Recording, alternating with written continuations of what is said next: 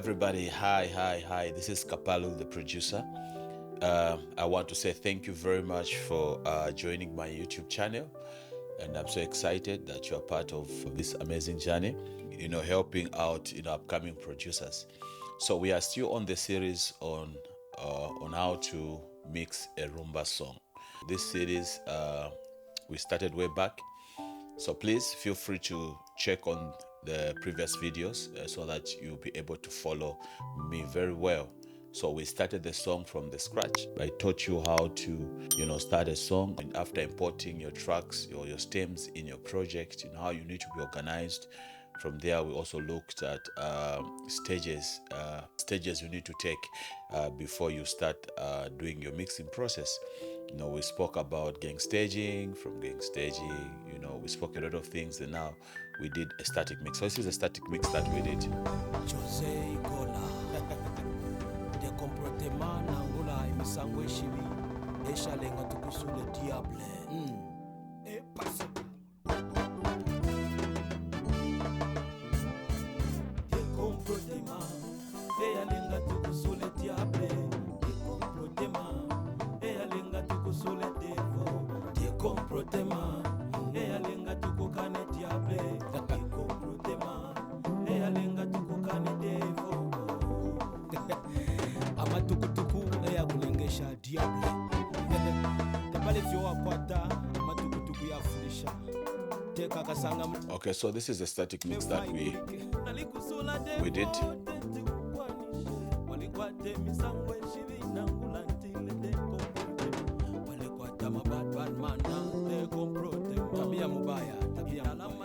So we have no EQs, no EQs, no effects whatsoever, just a static mix. Just a static mix.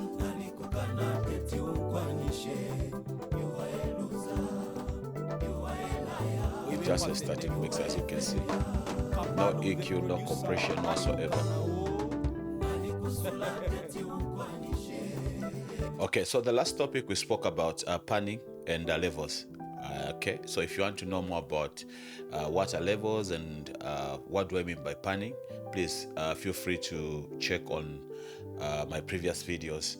I really took time to explain on panning. I took time to explain also on levels. So there are some things that you need to do for you to achieve a proper static mix, a well-balanced static mix. That is by using, number one, levels. All right, levels. Number two, also by using the panning knobs, meaning you need to pan, some sounds to your left, other sounds you push them to your right, you bring them in the mid center. The whole idea is to create a clear mix, a song that is clear. Every sound is audible. Every sound is, a listener is able to hear it.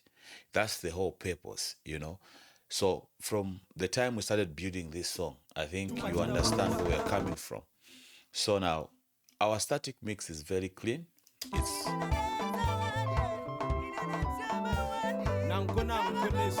It's so open. I can hear the guitars, I can hear the lead guitar, I can hear the keyboards, I can hear the drums, the bass, the leading vocal is on top. So our static mix is balanced. But for us, to reach where we've reached, there are some principles that you need to understand. All right, I told you about panning, I told you about levels. All right, so for us to achieve this, there's what we call stereo image. That is what I want to talk about today.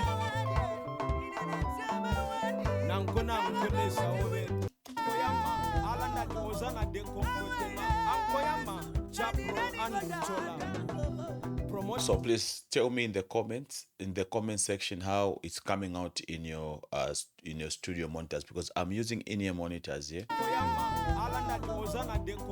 So please comment, tell me how it's coming out in your speakers, so that we are flowing in the same direction, because I'm still learning my in-ear monitors. I'm not a fan of mixing in headphones or in-ear monitors. I always mix on my PreSonus, monitors. So you can hear how wide my song is simply because there's some, secrets that you have to understand, and that is, stereo image. I'm teaching all this even before we dive in into like deep mixing, because when we're diving into deep mixing, I won't have time to be explaining to you what stereo imaging is. Okay, now what a fader is, or what a panning knob is. So I'm making sure that I explain everything to you, so that by the time we get deep, mixing this song, will just be flowing. Okay, because there's some things you also need to learn: issues of correlations, issues of phasing. You also need to learn frequency distribution. You need to know what it does. Also, issues of compression, what type of compressors, and why are we adding a certain type of compressor on the bass or on the kick. All those things, I'll teach you before we really dive into deep mixing this rumba song. Rumba music is a Congolese, type of music. But here in Zambia, we have a lot of rumba artists, and I think many Zambians, they enjoy rumba. That's why I thought of doing this tutorial to help upcoming producers on how to mix a rumba song. All right, so today we are talking about stereo imaging. So you need to understand that. Stereo imaging refers to the spatial perception of sound across the left and right channels of a mix. All right. So it's about how you use your panning knobs, how you pan your sounds to your left or to your right. Okay. If you want a wider, stereo image, you push your sounds far left, far right, hard left, hard right. So it's about you and your perception on the song. Okay. So stereo imaging, it's about that. It's a special perception of sound across, across the left and the right channels of a mix. What have you pushed to your left and what have you pushed to your right? So that's stereo imaging. It's how you create the illusion, okay, of width and depth. We're also going to look at this, okay, by placing instruments and sounds in a virtual space, okay, in a virtual space. So if you look at my drums, they are panned. If we come on our, these are my two rhythm guitars. So it is how, you place the instruments in a virtual space between the speakers or your studio monitors. Okay, so you need to understand that a well-crafted stereo image, makes the mix sounds more realistic and engaging, with instruments appearing to come from specific locations. Okay? All right. So for example, if I come here,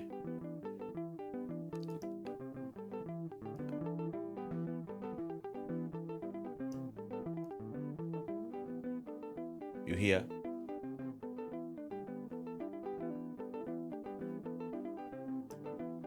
So these are my three guitars. Okay, let's come here.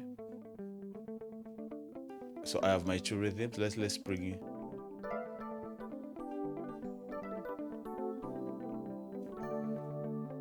Let's come somewhere here.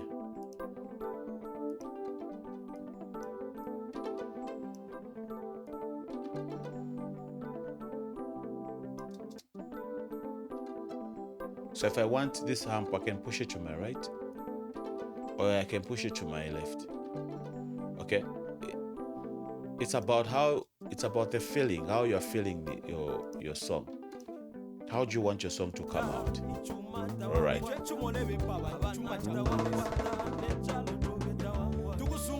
Okay, so you need to understand that stereo imaging is the process of manipulating and enhancing the stereo image. Okay, so this involves techniques like panning. You have special effects, mid-side processing, to position sounds within the stereo field. All right.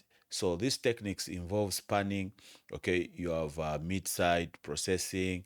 Okay, also like spatial effects like reverbs and delay. You can use those effects to help out in achieving a beautiful stereo imaging.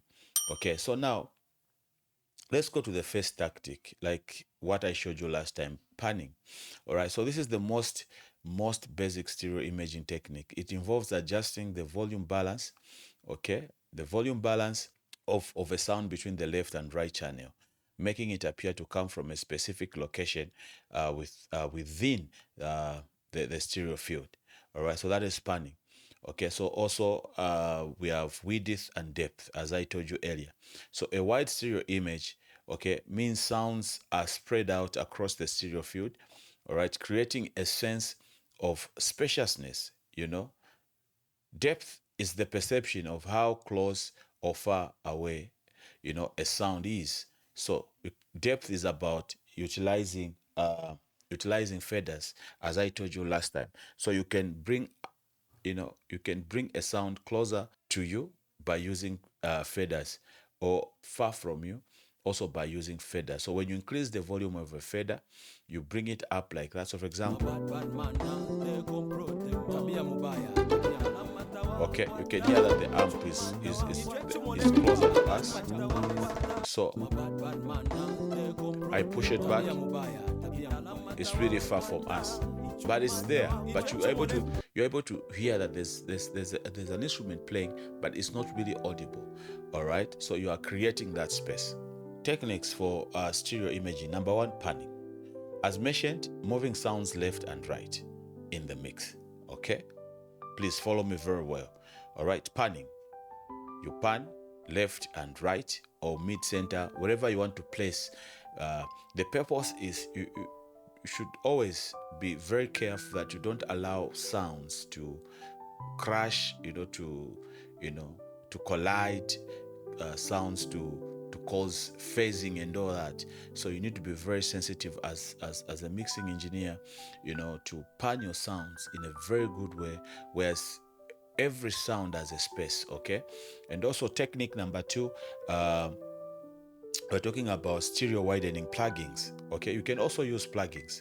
So these plugins can be used to expand the stereo image, but you need to be very careful when you're using these plugins, because if you overuse them, they will introduce phasing.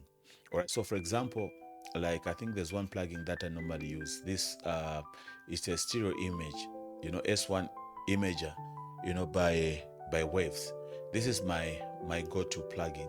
I always use this plugin, especially if the sound I really want to open up, maybe a piano, or like the way I've done with the rhythm guitars. I'll create a group for the rhythm guitars and just push the leading guitars a bit to my left, so that I respect my leading vocal on the middle. My snare, kick and bass should be on the middle. So I always do that. I make sure that I tame the mids, differently with the way I'm taming the sides when I'm mastering. So I'm very, very careful on how I use widening plugins. You need to be very sensitive, because if you overuse it, you end up now creating phasing. So you need to use your ears. At the end of the day, is what is it that you want to achieve? So when you add this plugin, what is it that you want to achieve? What are you hearing in the mix that you need to perfect? You don't just put plugins anyhow. Third one is mid-side processing. This techniques allows for separate processing of the mid, which is the mono, all right, and the side. Okay, the side, which is the difference between left and right signals, which can be used, to enhance width and clarity. Okay, so when we talk about the sides, we're talking about the higher sides in the frequency distribution. All right, when we talk about the mids, we're talking about, anything that is mono, anything that you are respecting on the center. So what do you want to push on the sides? Okay, whatever you want to push on the sides, those are your sides, and whatever you want to bring, in the middle, those are your monos. All right, so it's a technique that you use. So number four, there's also one technique by using plugins, delay and reverb. Okay, effects like delay and reverbs can be used to create a sense of space and depth. All right, making sounds appear to be coming from different locations. So we'll cover that also as we get deep into mixing this beautiful song that we started working on. All right, so delays and reverbs are very important. Okay, so the other most important technique is recording techniques. All right, how do you record in your studio? If you want to create space, like for me, when I'm recording a Rhumba song, you will never see me record a Rhumba song with one rhythm guitar, unless maybe it was I was capturing a live event. But even if I captured a live event, I would still call the musicians back in the studio so that we do overdubs. And on the overdubs, I need to make sure that the rhythm guitar is supposed to be there. All right. So when mixing room, when recording a Rhumba song, I always do three guitars, two rhythm and a mi solo. Okay, mi solo is a guitar that really like helps a lead guitar. Okay, it helps a lead guitar, like parts whereas you are on the verse. You don't need the lead guitar to be playing in the background. So a mi solo will cover that space because a lead guitar will only come in, when it's really needed. Uh, and most of the time is whereas there's what we call seben, that part whereas now the music is heavy, it's really heavy, it's punchy, and it's a space where everyone now needs, you're expecting someone to dance. That's when now the lead guitar really like shines like that. Okay, but most of the time it's the mi solo that will really handle the job of the lead guitar. Okay, so with me, I always record like two guitars. Why? Because I know that when I have my two guitars, I'll pan the other guitar to my left and right to create that stereo imaging. All right, so that's the purpose of why I do record two guitars. It's for the purpose of stereo imaging. Okay, so using multiple microphones or stereo recording techniques can also contribute to a wide and natural stereo image. All right, for example, you're recording a drum. Okay, like this is our drum here. Okay, let's do this. That's our drum. Okay, so on our drum we have overheads. Overheads are used two microphones, but I need to if I really wanted my drums to be big, for example, if I'm recording a rock song or a worship song, I'll add about two room mics. Okay, one mic, like two stereo room mics and one mono room mic.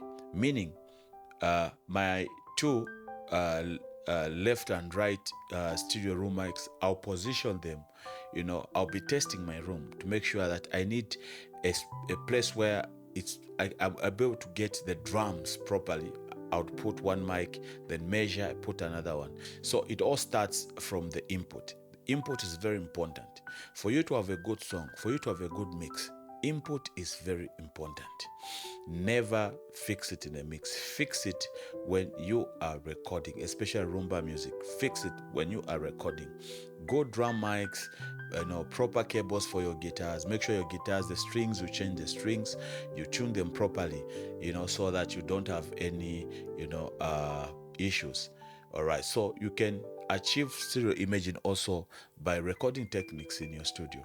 You're recording an acoustic guitar. Use two mics. Maybe one mic is speaking on the neck, the other mic is speaking on the hole there, so that you have that. Then when you are mixing, you try to, balance them together, and you see. So studio is supposed to be fun. Try out different stuff, different things that others haven't done. We've seen people even on the toms, they use two microphones, the top and bottom on the snares and all that. So you keep on trying. So as in the process of trying, you discover that you really come up with a very unique sounds.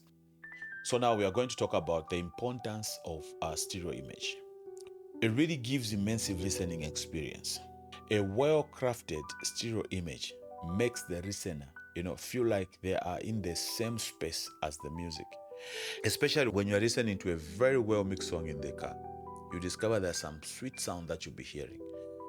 You'll really be part of the song. You feel like you are part of the song. That's the purpose of stereo imaging. Okay. Number two, the importance of stereo imaging. Number one, instrument separation and clarity. Stereo image is very fundamental in mixing music because it helps to separate different instruments and elements in the mix, making them easier to hear and distinguish. So the listener, it should be easy for the listener to hear and distinguish. So stereo imaging is very important. Okay. Number three, stereo imaging also adds realism. By placing sounds in a realistic, spatial context, stereo imaging enhances, the mix will sound real. It will really sound real. It will be coming out, so real in your ears, so that's the importance of stereo imaging. And also there are also other ways, the emotional aspects, the emotional impact, the way sounds are placed in the stereo field can significantly affect the emotional impact of the music. All right, so those are some of the key points why stereo imaging is very important. So as an audio mixing engineer, when you're mixing Rhumba, make sure that you push things to your left, push things to your right, so that your song sounds wide and deep. All right, so what you have done here, we've not added anything. This is just a static mix. So for you to achieve a static mix, a very clean and clear static mix, those are some of the basics that you need to understand. Panning, very important. Levels, very important. Okay? Those are some of the things that you need to understand. Okay, so in conclusion, stereo imaging refers to the spatial perception of sound across the left and right channels of a mix.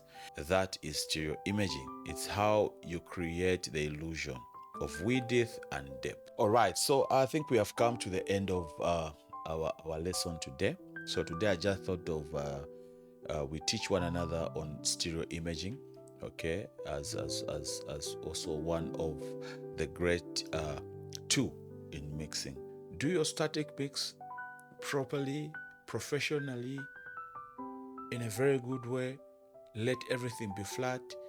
Do your stereo imaging properly. Pan what you need to pan. Make sure that everything settles. Your vocals are on top. The guitar, the bass, drums, everything is kicking, everything is coming out. So thank you very much for joining me. Don't forget to like the video. If you are new to the channel, please subscribe to my channel, turn on the notification bell so that you don't miss out on my next video. So please, we'll see you in the next video where we are going to talk about the 3-dimension of mixing. 3-dimension of mixing. This is a static mix. Static mix. Just no EQs, no anything.